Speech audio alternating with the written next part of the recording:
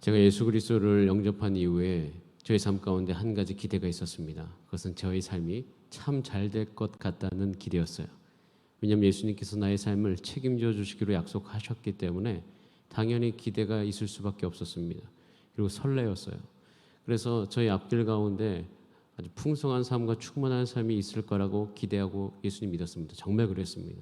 그래서 공부할 때도 예수님 때문에 힘었고, 그리고 가정에서 느꼈던 그 모든 어려움과 스트레스가 항상 교회 가고 예배 드리고 찬양할 때마다 정말 온데간데 없이 정말 사라지는 그런 놀라운 경험들을 하면서 한 2, 3년간을 정말 기쁨 가운데 보냈습니다.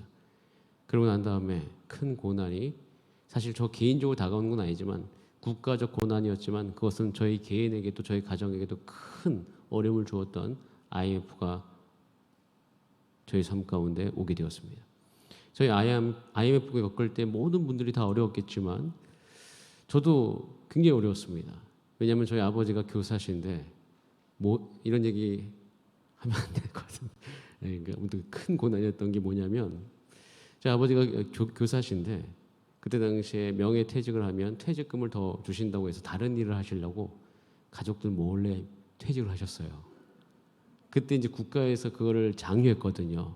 왜냐면 구조조정 한다고 하는데 그냥 구조조정을 할 수 없으니까 장려했는데 그거를 아버지가 받으신 거예요. 예. 그리고 그 해 이제 98년도 1월 달에 설 구정 때였던 것 같습니다. 갑자기 가족들 다 불러 모으시고 나 이제 학교 안 간다. 너무 충격받았습니다. 너무 충격이 심했고, 저는 사실 저 충격보다 저희 어머니 충격이 굉장히 심했고요. 심한 정도가 저도 그런 장면을 처음 봤습니다. 아주 정말 끔찍한 저녁과도 같은 그런 시간들이었습니다. 그때부터 저희 삶 가운데 한 가지 주제가 있었습니다. 예수 믿고 난 다음에 믿는 사람들의 삶 가운데 나타나는 고난에 대한 것이었어요. 고난은 왜 있는가? 그리고 이 고난스러운 삶이 우리 가운데 왜 닥치는가? 이런 어떤 고난에 대한 생각들이 굉장히 많이 있었어요. 그런데 그런 상황 가운데서 이 고난을 생각하고 또 성경을 읽다 보니까 성경 안에서 고난의 이야기가 정말 많이 나온다는 것을 보게 되었습니다. 정말 많이 나와요. 온통 성경의 모든 인물들은 다 고난 속에 있었습니다. 특별히 초대교회 한번 이야기를 하겠습니다. 예수님을 보았던 초대교회. 너무 놀라운 표현입니다.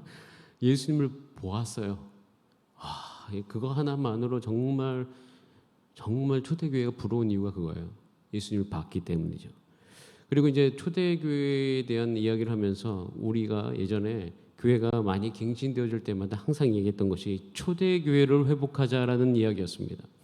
근데 그 안에는 담겨있는 의미가 있어요. 그것은 초대교회가 폭발적인 부흥이 있었잖아요. 그래서 부흥을 이루자라는 의미로 사용되어진 경우가 많아요.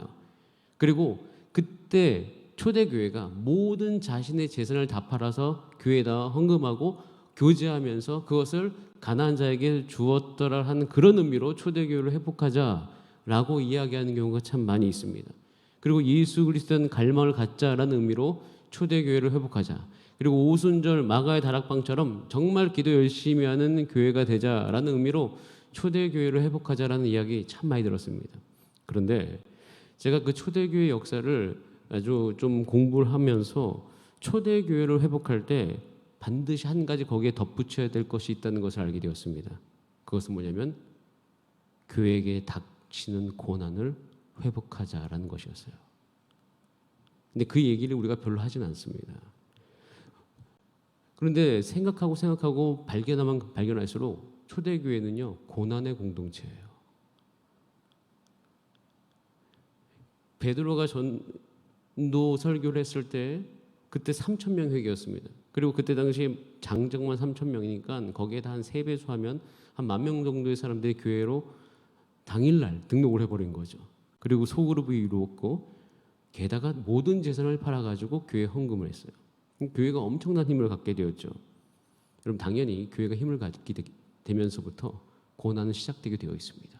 하나님의 영광이 드러나기 시작하고 그 안에 그 영광이 실제적인 힘으로 드러나기 시작하니까 그때 당시에 그 정치 권력을 잡았던 그 모든 제사장들과 그리고 그 정치 권력자들이 그들을 가만히 놔둘 수가 없었는 겁니다. 그래서 초대교회는 정말 로마 제국과의 피 튀기는 싸움과도 같은 그런 역사를 갖고 있습니다. 기독교를 아주 무참히 핍박했던 나루 황제로부터 밀라노 칙령에 이르기까지, 기독교를 공인한 그 콘스탄티누스 황제까지 이르기까지 그 역사를 살펴보면요, 잘 그걸 보면은 격려도 받기도 하고 도전도 받기도 하고 또 그 안에서 우리가 나가야 될 방향을 알기도 하는데요. 그때 그 수많은 갈등 중에 지금 우리가 겪는 갈등도 거기 안에 포함되어 있다는 것을 발견합니다. 그러면서 저희 삶 가운데 한 가지를 깊이 생각해 봐요. 따라하겠습니다. 교회라면 고난도 받아들여야 된다. 초대교회는요, 고난과 함께하는 공동체였어요. 그런데 이 고난에 대해서 받아들인 이유가 있습니다. 교회에 큰 고난이 닥쳤는데 이 고난의 원인을 한 가지로 우선 지금 제가 설명을 하면 죄 때문이에요. 죄가 있는 세상이기 때문에 고난이 있는 거였어요. 우리가 겪는 고난의 모든 것들은 죄 때문입니다. 이 세상의 죄 또는 우리 안에 있는 죄, 이 두 가지 죄의 영역 때문에 고난을 받는 거예요. 우리가 아무리 잘해도 이 세상이 죄악 가운데 있기 때문에 고난받습니다. 뭐 이걸 실례로 여기면 제가 아무리 잘해도 남의 잘못 때문에 우리는 고난받습니다. 제가 이걸 준비하면서 한 가지 장면이 떠올랐는데, 제가 차를 타고 운전을 하고 가고 있었습니다. 저는 분명히 직진하고 있었고 제 옆에 가족이 타고 있었고, 그때 가족만 타고 있었던 것이 아니라 저희 장모님, 장인어른 다 타고 있었습니다. 직진을 하고 있는데 옆에서 차가 갑자기 오더니 제 뒤를 쿵 하고 박는 거예요. 당연히 앞에 그 정도 박으면 저를 봤어야 되고 멈춰야 되죠. 근데 안 봤대요. 못 봤대요. 그냥 와서 박아버렸어요. 이제 그때 뭘 느꼈냐면, 내가 운전 잘해도 진짜 조심해야 되겠구나. 그런데 사고를 나는 많은 장면들을 보잖아요. 근데 사고 나는 모든 장면들이 당연히 억울한 것이 너무 많아요. 한 사람이 잘했는데도 다른 사람이 정말 이상하게 운전함으로 말미암아 얻는 피해가 너무 많거든요. 그럼 정말 우리도 그렇지 않습니까? 우리 주변 한번 살펴보세요. 내가 잘해도 이 세상 가운데 죄가 관영하면 고난받습니다. 그리고 또 한 가지, 우리 안에 있는 내부적인 문제로 고난받게 되어 있어요. 이것이 모든 고난의 원인이야. 물론 이제 이것이 작게 보면 수도 없는 다른 경우들이 있지만, 크게 봤을 때 죄가 이 세상에 크게 작동되기 때문에 우리는 고난받습니다. 여러분, 로마 사회, 예수 그리스도가 계셨고, 그리고 그 이후에 펼쳐졌던 그 교회 역사 안에 그 거대한 뒤에 로마가 있었습니다. 근데 그 로마는 죄가 관영한 사회였어요. 죄 덩어리입니다. 한 가지 권력을 위해서 모든 것을 다 죽여버릴 수 있는 살인을 서슴없이 할 수 있는 그런 사회였어요. 예수 믿는다는 이유로 지나가잖아요. 너 예수 믿지? 확인 딱 되면 잡아서 죽여도 아무런 법적인 제재를 받지 않습니다. 그 죄가 얼마나 그 사회에 끔찍한 결과를 일으켰는지 제자들은 다 알고 있습니다. 죄가 관영했어요. 근데 그 죄 때문에 그들이 고난받고 있었어요. 그런데요, 이 고난이 관영한 이 세상 속에 한 가지 빛이 비추기 시작합니다. 근데 이것을 제자들이 경험해요. 제자들이 어떻게 경험하냐면, 제자들이 예수님이 돌아가시던 날 밤, 그러니까 예수님이 잡히시고 십자가의 그 고난 속으로 들어가는 그 밤이 있었습니다. 그 밤 직전까지 분위기 참 좋았습니다. 예수님께서 말씀하셨어요. 제자들에게 요한복음 14장부터 16장까지 내가 너희를 전혀 떠나지 않으리라. 그리고 성만 찬식하고 그 세족식 하면서 얼마나 그 분위기가 따뜻하고, 그리고 제자들도 그 마음속에 풍성함이 있고, 야, 역시 예수님이 최고다, 내가 이 예수님 따라야 되겠다, 이런 결심 당연히 그 안에서 했을 겁니다. 그런데 그때 예수님을 잡으러 온 사람들이 있었어요. 예수님 잡혀갑니다. 그때 예수님 다 버리고 도망갑니다. 그나마 저는 괜찮았던 사람이 베드로라고 생각해요. 왜냐하면 끝까지 따라가잖아요. 끝까지 따라가는데 그도 결국에는 3번 부인합니다. 거기서 제자들은 이 모든 과정을 통해서 한 가지를 경험하는데요. 그것은 자신의 죄예요. 내가 아무리 따라가기로 생각을 해도 결국 궁극적으로 예수 그리스도를 부인할 수밖에 없는 제 그 스스로의 죄를 그들은 그냥 몸소 경험했습니다. 베드로는 뼈저리게 경험했어요. 정말 베드로는요, 결심이 대단했던 인물입니다. 정말 예수님 부인 안 하려고 했고요. 예수님 정말 구해내려고 했습니다. 그렇기 때문에 끝까지 따라간 거거든요. 그런데 그도 갑자기 다가와가지고 야, 너 예수 제자 아니야? 라고 딱 묻는 순간 부인을 해버린 거예요. 그때 그 베드로가 통곡하면서 울었었던 그 새벽, 아마 베드로는 평생 잊을 수 없을 겁니다. 제자들은요, 예수님의 영광을 다 경험했지만 제자들이 또 경험했던 것은 그런 자신의 연약함과 죄예요. 그런데 제자들이 또 무엇을 경험하냐면 예수 그리스도를 십자가에 못 박게 하는 그 사회의 죄를 다 경험합니다. 죄 없는 분, 순결한 분, 그런데 병든 자 고쳐주고 죽은 자 살리시고 배고픈 자 먹이신 예수님, 정말 자기 자신의 영광을 위해서 다 하나도 취하지 않았던 그 예수 그리스도. 근데 그 예수님의 행적이 자기 자신들에게 위협을 가한다는 그 자신의 위치와 자신의 말과 자신의 어떠한 그 사회적 지위에 영향을 미친다는 그 이유 하나만으로 제사장은 예수를 죽이기로 결심해요. 그리고 그것에 동조합니다. 사회에 죄가 드러나기 시작해요. 그런데 그런 모든 죄들이 경험되어지는 그 순간 제자들이 이것을 경험하는데, 오늘 이것도 본 말씀 1장 20절이에요. 같이 한번 읽어보겠습니다. 이것을 제자들이 경험합니다. 같이 한번 읽어봅니다. 시작. 그의 능력이 그리스도 안에서 역사하사 죽은 자들 가운데서 다시 살리시고 하늘에서 자기의 오른편에 앉히사. 한 능력이 나타나기 시작합니다. 한 능력, 그의 능력, 이것은 하나님의 능력이에요. 가장 어려운 순간 경험되어지는 하나님의 능력. 제자들도 자신의 모든 연약함과 죄를 간통하고 난 다음에 예수님이 죽으시고 그 뒤에 부활하실 때 경험된 하나님의 능력, 이 능력의 나타남은 인간의 죄를 뚫고 들어오는 하나님의 능력이에요. 인간의 모든 연약함을 뚫고 들어오는 하나님의 능력됨인 것이에요. 하나님의 능력이 인간의 죄를 통해서, 연약함을 통해서 예수님의 삶과 죽음과 부활을 통해서 제자들에게 경험되어져요. 교회에게 임하는 것입니다. 여러분, 이 능력이 우리 가운데 있음을 선포합니다. 여러분, 우리는 이 능력 안에 있는 거예요. 제자들은요, 자기 자신이 예수님과 함께 있으면서 자기 자신을 잘 봤죠. 아, 난 정말 죄인이구나. 예수 부인했던. 그런데 예수님을 살리신 그 능력을 제자들이 다 봤어요. 그것이 그들 가운데 임하기 시작했어요. 여러분, 초대교회는 아까 말씀드렸던 것처럼 고난의 공동체입니다. 죄가 관영했던 로마 사회 속에 자그마한 공동체였어요. 자신이 선택하지 않았지만 그들은 어려움을 겪을 수밖에 없었습니다. 자신이 견디지 못하는 어려움 때문에도 있었고요. 그리고 예수 믿기로 결정한 다음에 잘 따라가고 있는데 계속 와가지고 사람들이 주변에서 괴롭히는 거예요. 그래서 결국 예수 믿는 사람들이 지하 동굴로 들어가잖아요. 하도 핍박을 하니까. 그런데 그 순간 임하시는, 그리고 어떤 순간에도 임하실 수 있는, 나에게 임하는 하나님의 능력도 함께 알았습니다. 여러분, 우리의 삶도 고난 많습니다. 우리의 삶은 고난 덩어리예요.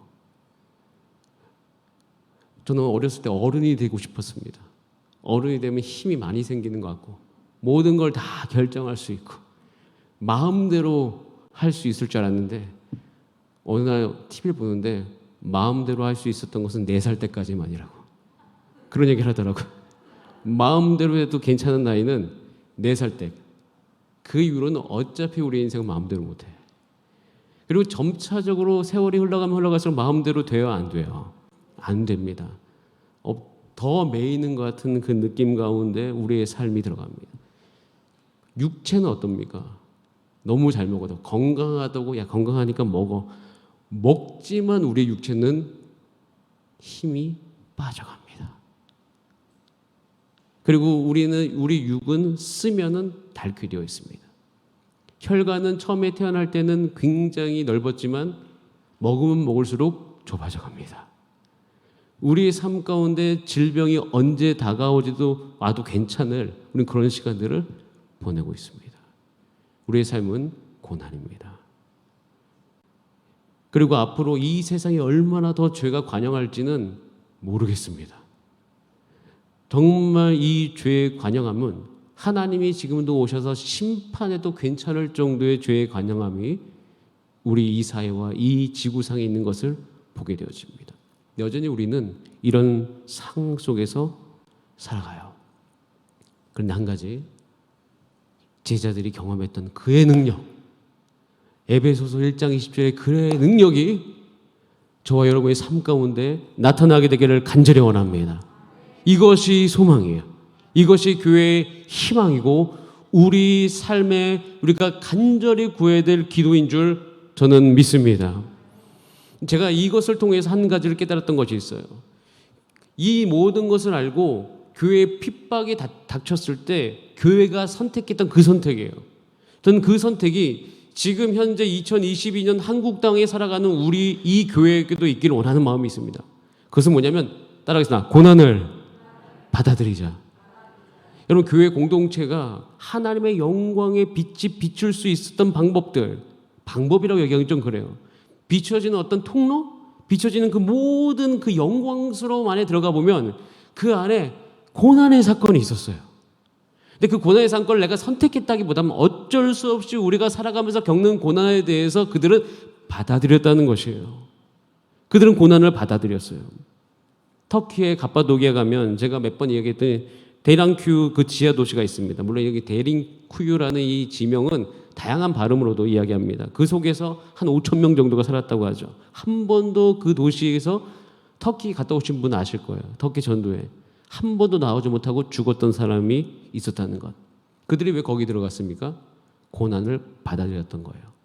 찬송 부르면서 원형 경기장에 들어갑니다. 사자의 밥이 되도록. 왜요? 고난을 받아들입니다. 그 고난을 받아들이는 삶을 살아가요.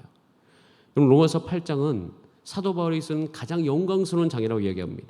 로마서 8장은 우리의 모든 복음서 중에 백미라고 이야기할 만큼의 장이에요. 근데 그 장에서 한 가지 사도 바울이 이 이야기를 합니다. 로마서 8장 17절부터 18절 말씀입니다.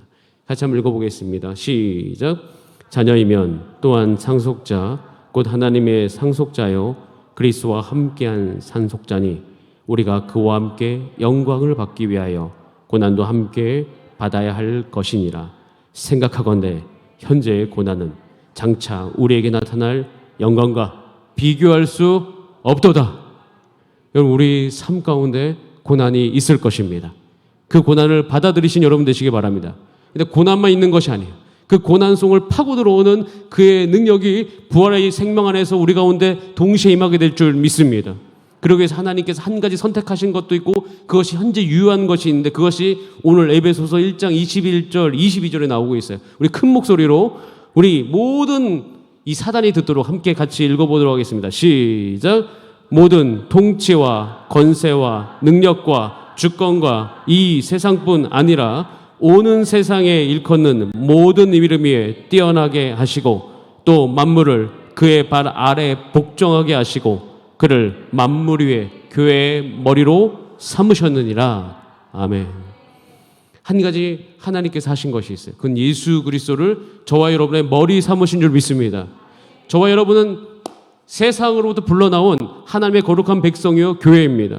근데 이 교회의 머리가 예수 그리스도예요. 근데 그 예수님이 어떠하다고 이야기하냐면 모든 통치와 권세와 능력과 주권과 이 세상뿐 아니라 오는 세상을 일컬어서 현재뿐 아니라 미래까지 모든 이름 위에 뛰어나게 하시고 모든 만물을 누구의 발 아래? 그의 발 아래 복종시키셨습니다. 모든 고난도 그의 발 아래 복종시키셨습니다. 모든 낙심도 그의 발 아래 복종시키셨습니다. 죽음까지도 복종시키셨어요. 육의 장막을 벗는 우리가 가장 이 세상에 두려워하는 그 죽음조차도 예수의 발 아래 꿇게 만들었죠. 그래서 우리는 예수 믿는 순간 장례식에 갈 때마다 한 가지 선포하는 게 있어요. 우리는 죽음이라 일컫는 그 순간은 육의 장막을 벗는 것뿐이다. 오늘도 영생이요 숨이 끊어지고 육의 장막을 벗는 그 다음 날도 영생이라. 영생은 지금 살아가고 있는 거예요.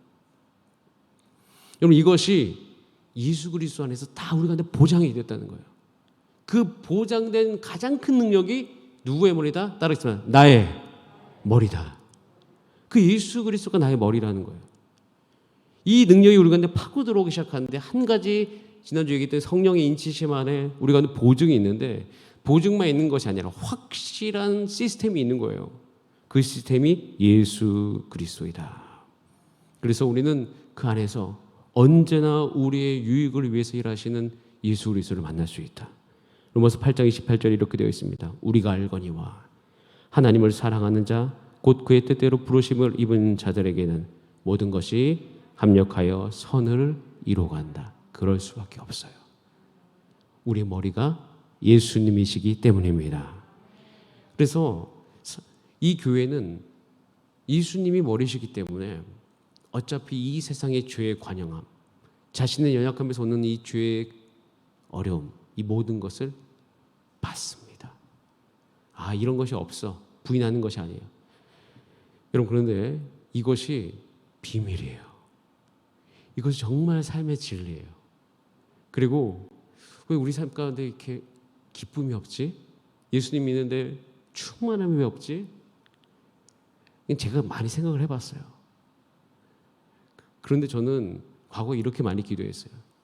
제 삶에 닥치는 고난이 있습니다. 근데 고난은 없었으면 좋겠어요. 이렇게 기도 많이 했어요. 고난아 내게 다가올지 말지어다. 고난은 나를 피해갈지어다. 그런데 이 세상을 살아가는 동안 싫든 좋든 고난은 와요. 근데 고난을 피해갈지어다라고 기도했는데 고난이 오면 오게 돼 있거든요. 그런데 그 고난이 오지 않게 기도했는데 고난이 오니까 너무 당황스러운 거예요. 그러면서 첫 번째, 하나님에 대한 오해가 생기기 시작합니다. 하나님 내 기도 안 들어주시나? 하나님은 악을 허용하시는가? 하나님은 왜 내가 예수 믿는데 이렇게 내 삶 가운데 어려움을 주나? 여러분, 이 모든 고난을 우리가 부정함으로 말미암아 우리 삶 가운데 일하는 것은 하나님에 대한 오해. 그리고 이 세상 속을 살아가면서 불평불만, 내 주변의 사람과 계속 비교하면서 오는 박탈감, 내 마음에 온통 그런 쓰레기밖에 없는 거예요. 정말 갖다 버려야 될 그런 것들을 내가 다 허용하고 있다는 것을 보게 되었어요. 그래서 어느 하루 성경을 읽는데, 야, 교회가 고난의 공동체였구나.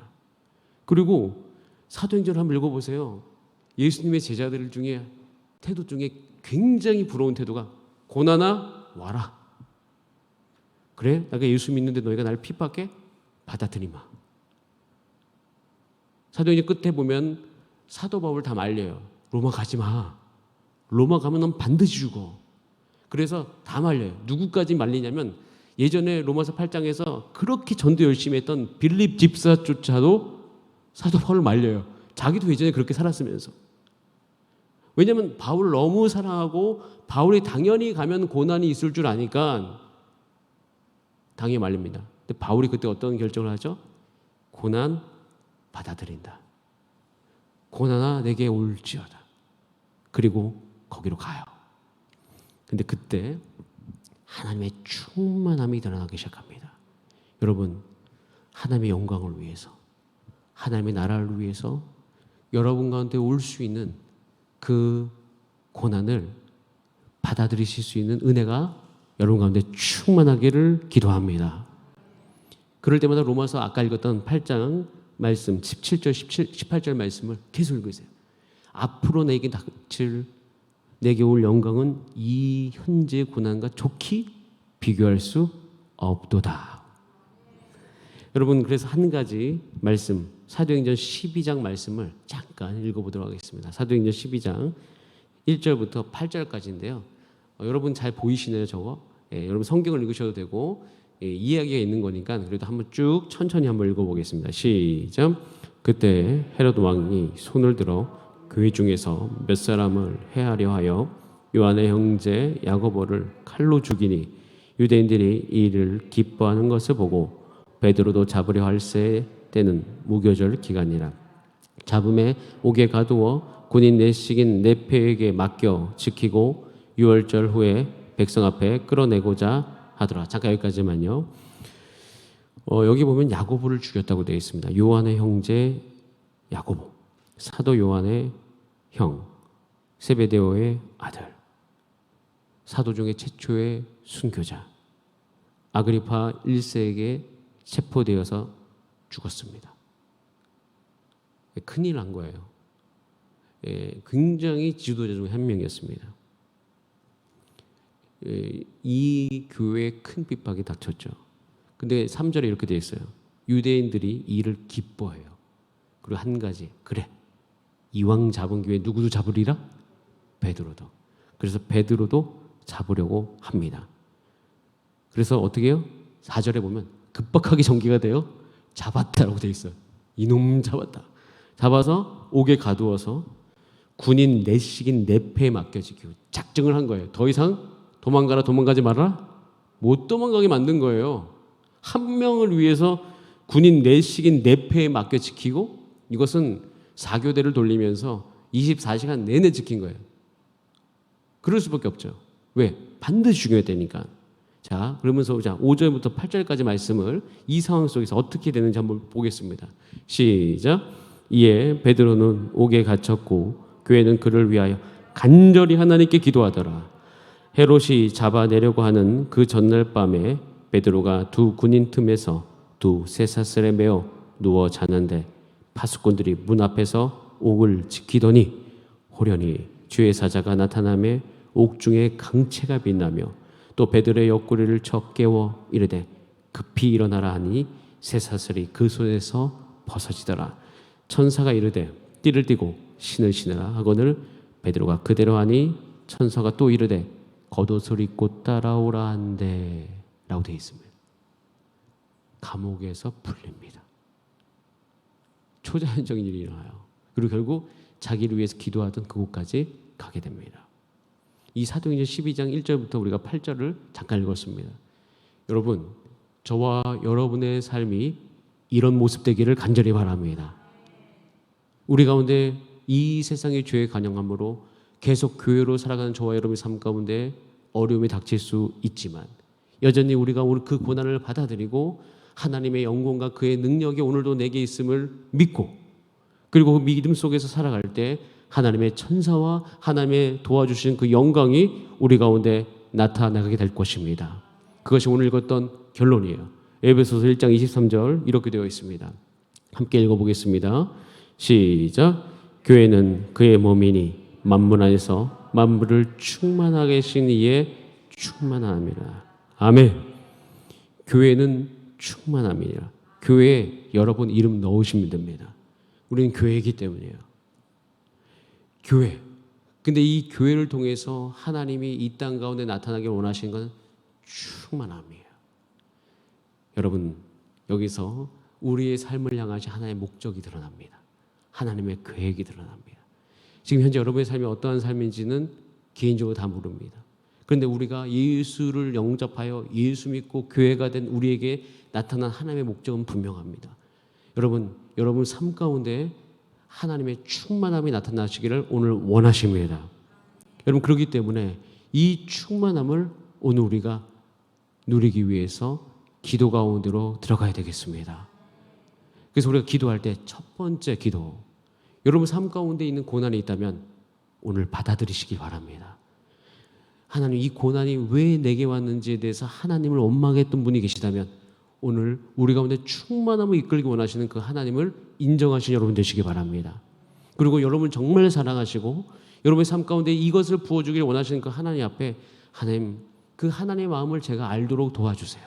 그리고 그 마음이 기도 가운데 느껴지신다면 여러분 하나님 앞에 하나님, 제가 하나님의 마음을 오해했습니다. 그렇게 해도 기도하실 수 있는 은혜가 있길 간절히 원합니다. 고난을 받아들이시는 기도하셔야 됩니다. 두 번째, 오늘 읽었던 그 에베소서 안에서 이야기한 거, 하나님, 죄가 관영한 이 세상 속에서 또 죄악 가운데 살아가는 내 삶 가운데 예수 그리스도로 말미암아 나타나기를 원하시는 것이 충만합니다. 주님, 내 삶이 충만하게 하여 주시옵소서. 내 생각과 내 영과 내 정서가 주여 충만하게 하여 주시옵소서. 그리고 예수 그리스도를 더욱더 묵상하게 하시고 예수님이 나를 위해서 죽으시고 부활하시고 하신 그 모든 사건을 통해서 주여 내가 성경 말씀을 읽을 때나 기도할 때나 찬송할 때나 함께 모여서 교제할 때 주님 나의 삶을 가득가득 채워주시옵소서. 그렇게 기도하신 여러분 되시기를 원합니다. 그 다음에 세 번째, 교회를 위해 기도해 주시기 바랍니다. 하나님, 이 땅에 교회가 하나님의 말씀을 믿고 하나님의 말씀의 충만함으로 나오게 하여 주시옵소서. 어차피 모든 교회의 역사 안에서 교회의 힘은 주의 말씀을 믿고 그 말씀 안에 예수 그리스도의 생명력에 대한 확신을 가지고 함께 기도했던 하나님의 백성을 통해서 이 땅 가운데 나타났습니다. 기대하기는 저와 여러분을 통하여서 그것이 그 모습이 드러나게 되기를 간절히 원합니다.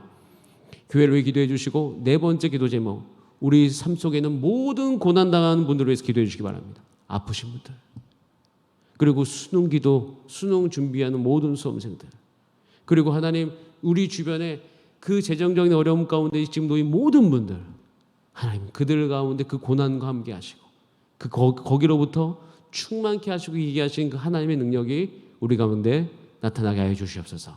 그렇게 함께 기도하는 오늘 밤 되기를 소원합니다. 다음에 기도하시겠습니다. 주님, 교회를 통해서 하나님의 역사를 이루어 주시니 감사합니다. 교회의 머리가 예수 그리스도서 너무 감사합니다. 나의 머리가 예수님이셔서 너무 감사합니다. 하나님, 오늘도 하나님 아버지의 마음 안으로 들어가게 하여 주시고 하나님 나를 향하신 그 아버지의 마음을 오늘 기도 중에 내가 성령의 충만한 은혜 가운데 경험케 하여 주시옵소서. 우리 다 함께 주여 한번 부르신 다음에 합심으로 기도하시겠습니다. 주여